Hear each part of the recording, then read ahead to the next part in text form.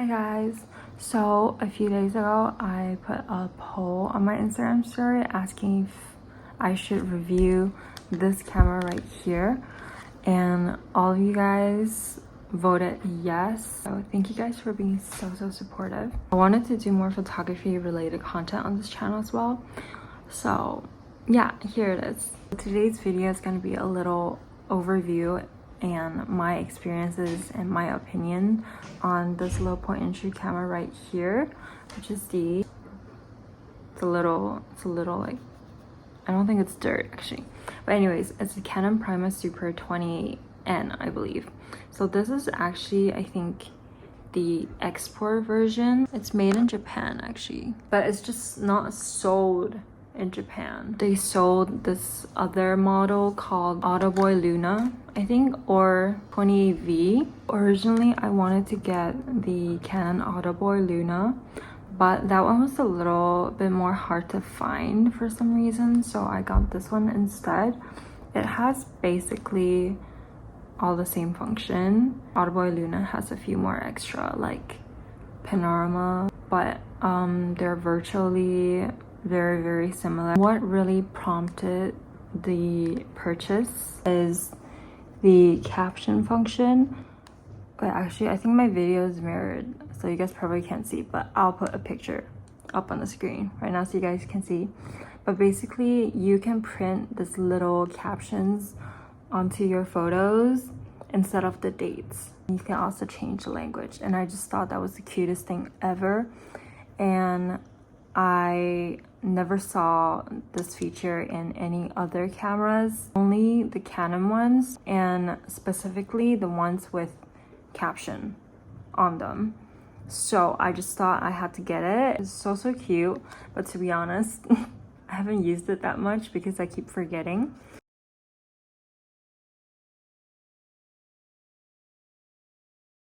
To set the captions, you open like this little thing here, and then here it says caption, and you just click it. Ta-da! And then the letter means the language, and the number just refers to these. So like 1, 2, 3, 4, 5. Okay, I got a bobby pin because the caption bit, this part, is a little hard to press with my fingers. So did this. I think that's supposed to be a D for German, Espanol, English, then French. For the captions, you don't need to use the set button because whatever you select, it's already set. And the set button is for when you set the date. So see, if I go into dates, and then I do select to make a change. If you want to move on to the next one, press select again, like this. And then you're back. And then this is just how you format a date. You can change the time as well. Let's do 9. Okay, so the date, like the year, starts from 1994, but it can go all the way up to 2029. Isn't that crazy? It's like a really simple, cute little point and shoot camera that can probably fit in your pocket. So basically, to turn it on, you just slide it open until you hear like this little click here, and then it should be okay. Usually the flash should be like this when it opens. Mine's like this because it is kind of broken. It's actually kind of a funny story, I guess. What happened was, on the first day that I took this camera out with me, I had it in this little separate camera bag, but because I keep kind of putting it in my bag and then taking it out, I got so lazy. I didn't want to put it into the camera bag. I just put it into my tote bag directly, and I always have a whole shit ton of stuff in my tote bag. So when I was like searching for stuff or whatever, I don't know, I feel like, because this flash part, like even when I close the camera, you can just flick it open. Okay, mine's already kind of broken, so I could flick it like that.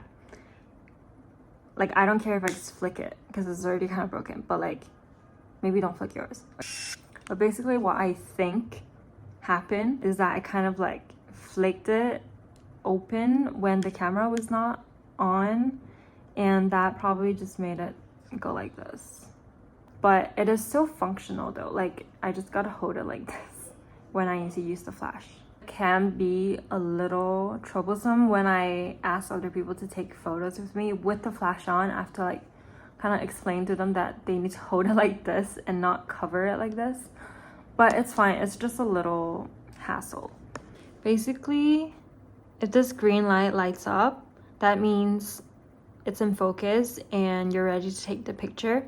But if it's like blinking, I don't know how to trigger it to blink, but let's say it's like blinking, that means it might be like a warning for camera shaking or that it's not in focus. And because the camera has autofocus, when you look into the viewfinder, you will see this little like square bracket in the middle here. And that bracket just means whatever you put within that bracket will be in focus. To turn off the camera, really easy. You know how when you open, you just slide it? You just push it a little bit first so that the lens cap touches the lens. And then the lens will retract, right? The flash will also retract. Then you can slide it all the way in, like this. Ta-da! The camera also have a zoom lens. I think all the point and shoot cameras that I have or had are zoom lenses. I don't know, I just think it's a lot more handy. To change it, there's like two buttons. Well, they're not really like buttons, but like, I don't know what you call that, but basically you press for it to come out. Okay, why is it? Okay, hold up. Okay, should be like this. This is as far as it goes because this one is only 28 to 70 mm. Okay. Oh fuck, I keep touching the 28 and then 50 and then 70. So yeah. And then to make it go back, you just click the other way. Ta-da. Like this. Really simple, really easy to use. The battery goes in right here. I think it uses a CR123A battery like a lot of the film cameras. And this one, there's not that many functions, but I think for a beginner, it is absolutely enough. This is how many pictures you've taken. And this number will go up instead of go down. I know some cameras go down, but this one goes up. And because I have a film inside, I cannot open the back and show you guys how to load the film, but that is like really easy. You guys can look up any other tutorials. It should basically be the same. Or you could check out my other video on the Pentax. I'm pretty sure I showed you guys in that video. This number here, the starting number, should be 1. That means it's loaded correctly. If it's 0, it means it's loaded incorrectly and you have to open the back of the camera again and reload it. This little thing here just means that there is a film inside, and when you're done with the film, the camera will rewind the film for you, so you don't have to worry about that. But of course, if you need to rewind the film mid-roll, you could just press this little button here. It's a little hard to press with your fingernails, so maybe use like a pencil or like something pointy. I'm not gonna press this right now because I only took like 3 photos on this film, okay? And I don't need to rewind it. So this is where you change the mode. My apologies, this part is like really worn out. But this is supposed to be auto in like a green lettering. You can see in real life, like the O is still kind of green. It was kind of like this when I got it, so I bargained for a better price. Usually I just put it on auto because it's just easier that way and I don't have to overthink anything. But you can also change it. Again, that is supposed to say spot, and you can see that this little thing will also pop up. This just means that you could choose to spot focus on a person or an object. Okay, and if you move it one more, is the portrait mode. The flash is set to be on here, and there's also the red eye mode, but you can manually turn off the flash here. But basically this one, you just click.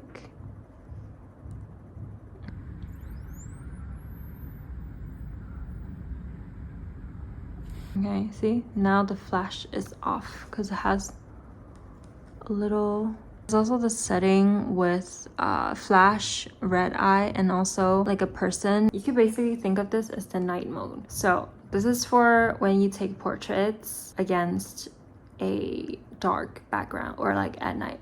And there's also another mode here that's basically the same thing, like night mode. Or you could treat it as like in backlit conditions, it will add 1 stop or 1.5 stop of exposure. This little flower here is when you take pictures for really close-up objects. So usually I think the focusing range for like auto and any other ones is 0.6 meters to maybe infinity, but this one I think it goes down to 0.45. Let me double check. Yeah, 0.45 meters to infinity. Here is the night mode, as I mentioned. Oh, I think one thing to be careful with this is that the camera, like you have to make sure your camera does not shake when you're on night mode. So probably place it on a steady surface to avoid any kind of blurry pictures. Like 90% of the time it's fine. It's just that 10% of the time, I don't know why, like what happened, but yeah, it gets a little blurry like these. Oh, and also when you're shooting with the red eye mode, make sure that your hands are extra steady because the shutter will kind of delay like 1 second, like a little bit before it releases. So just make sure you hold steady for like a second or two after you press the shutter to avoid any blurry pictures. There's also this little thingy, you could put it on a tripod, sports mode. And when you turn to this one, you see there's this one little file thingy, like when you open too many windows and your laptop kind of shut down. Looks like that. That means it's in a continuous shooting mode. They will continue to take pictures as long as you keep pressing the shutter. I don't really use the sports mode because I just don't really need it. That's what it does. Let's say if your battery is running low, it will also have like a little icon here, like a low battery icon right here to remind you to change out the battery.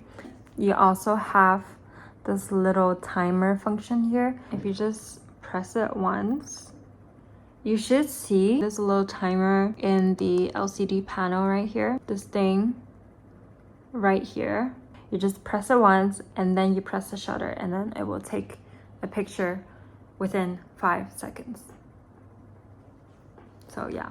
And then if you accidentally pressed it, don't worry, just press this again and it should be gone. Or alternatively, you could just turn the mode dial to another mode or just shut off the camera. This is pretty much the camera's function and how to use.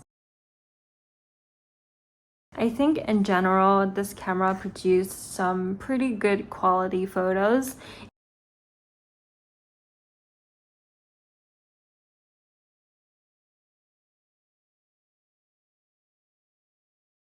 I think it's definitely a lot more sturdier than, say, like a camera that was made in the 70s or 80s. So yeah, and also Canon cameras are in general pretty sturdy. It's very easy to use. It has pretty much all the essential functions, and you have mode dials here that gives you quite a lot of possibilities, but they don't have double exposure or panorama. So if you want a camera that specifically have those two features, then maybe look somewhere else. But I do think the caption function right here is like a really, really cute feature. And this camera also has some backlight compensation. So when you're shooting in bad light conditions, so that your subject does not appear just completely like a dark blob. But maybe one con about this camera is that sometimes the image can turn out to be blurry just because of the shakiness. Like, I think sometimes the shutter release is slightly delayed, maybe in red eye mode or portrait. So just hold it steady for an extra second or two after you take the photo, just to be safe, so it doesn't turn out blurry. But in general, I think this is like a pretty easy to use camera, and it has its own lens cap, so you don't need to buy like a separate lens cover, but maybe do purchase a separate camera bag for it just to protect the flash, so whatever happened to me does not happen to you. Right now, this is the only functional point and shoot that I own. So yeah, and I am aiming to take a lot more photos with film this year, so stay tuned for that. But yeah.